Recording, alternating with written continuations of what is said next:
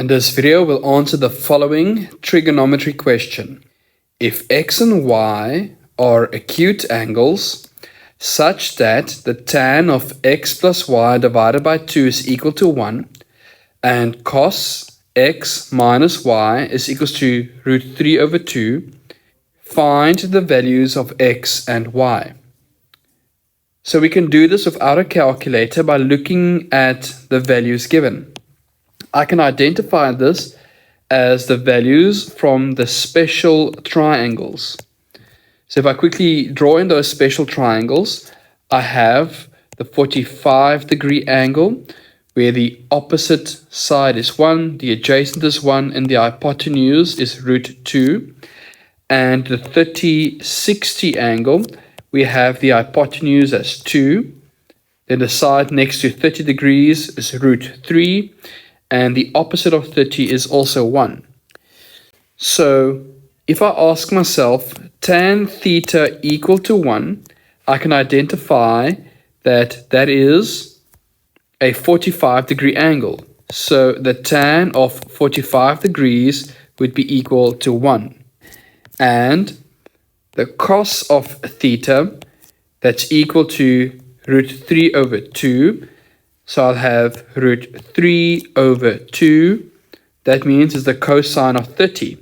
So cosine of 30 degrees is equal to root 3 over 2. So from the special angles, we know that x plus y divided by 2 must be equal to 45 degrees. And that x minus y must be equal to 30 degrees. So again, I'm replacing theta with x plus y over 2, and that was the 45 degrees. And you can't actually use theta again, I should have used beta, but the idea is that we found the ratio of root 3 over 2, and it's the cosine of 30 degrees is 3 over 2. So that means that x minus y would be 30 degrees. So now we have two equations for both x and y. If I rewrite the first one, we have x plus y equal to 90 degrees.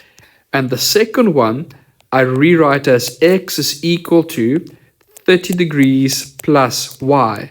So this is my first equation and my second equation. What I can do is I replace x in the first equation with 30 degrees plus y. So we'll have 30 degrees plus y is equal to 90 degrees. So I've substituted x with 30 plus y.